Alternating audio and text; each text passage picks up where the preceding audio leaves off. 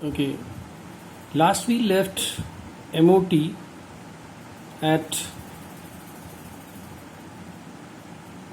point that the two of atomic orbital combine together to form molecular orbitals. One forms the bond and other form the anti-bond. And here we'll see how molecular orbital actually theory is based on. We have a further three important actually things are doing work there. Number one is de Broglie.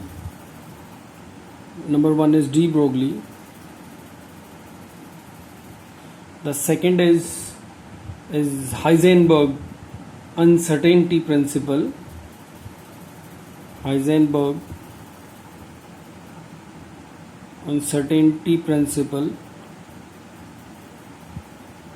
And the third one is Schrödinger equation. That is Schrödinger equation.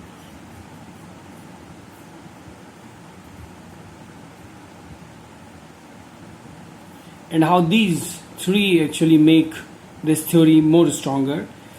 Very first thing, according to de Broglie, the electron in an orbit moves in a wave manner, much like a wave, and we know that the Heisenberg uncertainty principle explains that it is not possible at a time to find the position and the velocity of the electron, as if it is given particular light, it will gain the electron, as this is very small in size, and if the light is thrown on it, it gains the very high momentum.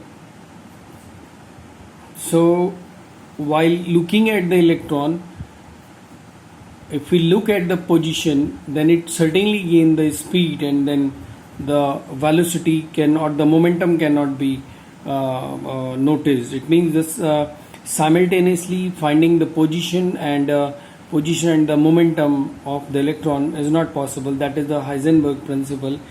And here you will see this third one, Schrödinger equation, actually is all about the probability of electron in the orbit, where actually it is closer to the nucleus or not. अभी Schrödinger equation हमें ये बताता है कि where is the probability of finding the electron. Probability of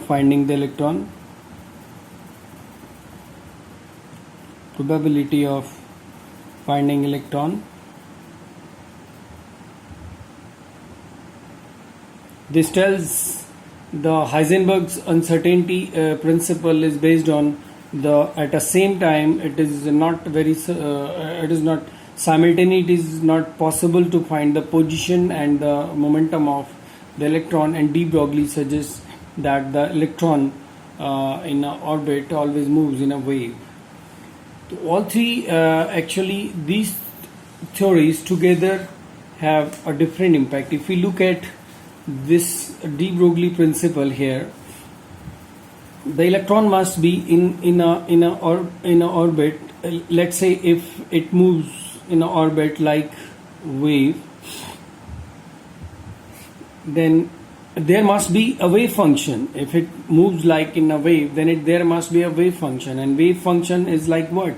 If say it is a wave, then wave has certain amplitude, and this amplitude, here we say the wave function is the square time of the probability of the finding an electron.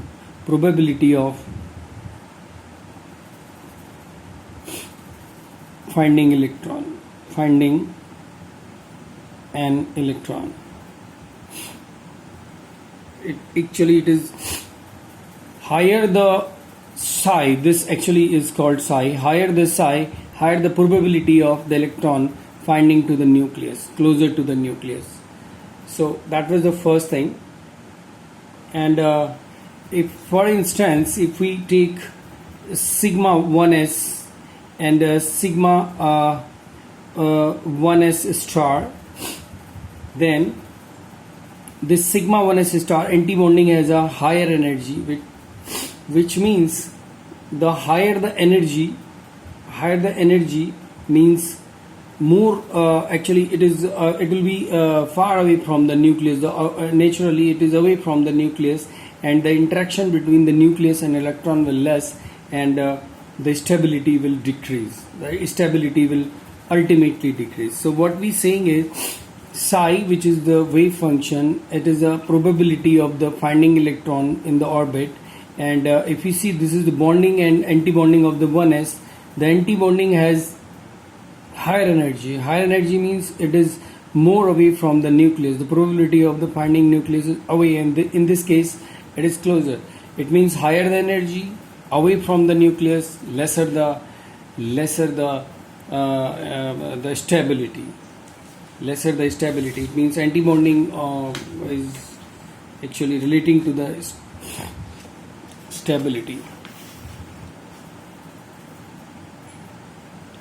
Now, while filling the electron according to the MOT theorem or MOT theory, we see it all follow all the principle, whether it is Aufbau or Hund's or the Pauli's, simultaneously in all the manner.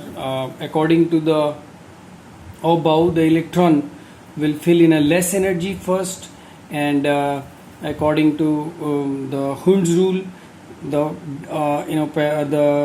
electron has to first unpaired electron has to be filled, and then they has to be paired, and finally what is Pauli's law says that each orbit can hold maximum number of electron, that is 2. So here we see that molecular orbital theory actually follow all three laws. The law number 1, that is Aufbau. The second one is the Hund's rule, and third one is Pauli's rule. According to the Aufbau, what we know that the electron has to fill accordingly, like 1s, then 2s, then 2p, and so on. It has to fill up with the lower energy state to the higher one. The what Hund's rule says? Hund's rule says there's the let's say we have this is 1s, 2s, and then p. Very first, the electron has to be like single has to be filled first, and then it has to be paired. First it has to be single, and then it has to be paired. And what Pauli's law say? The Pauli's law suggests that the maximum number of electron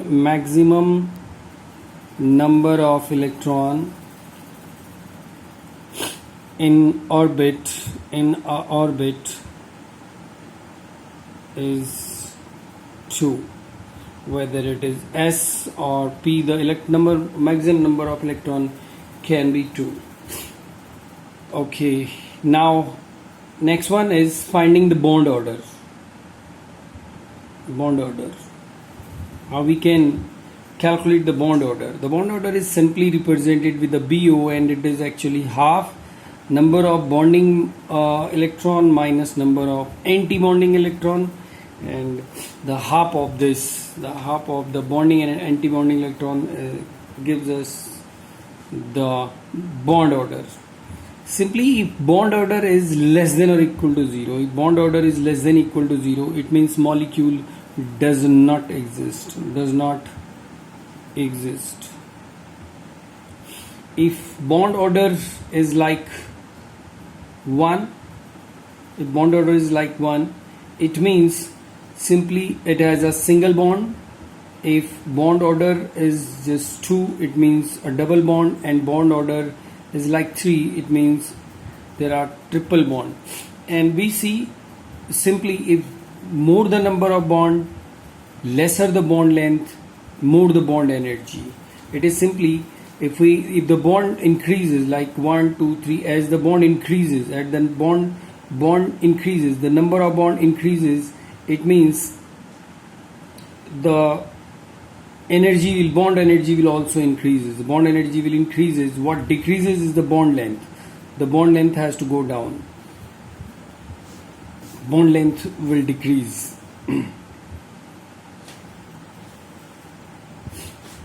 Now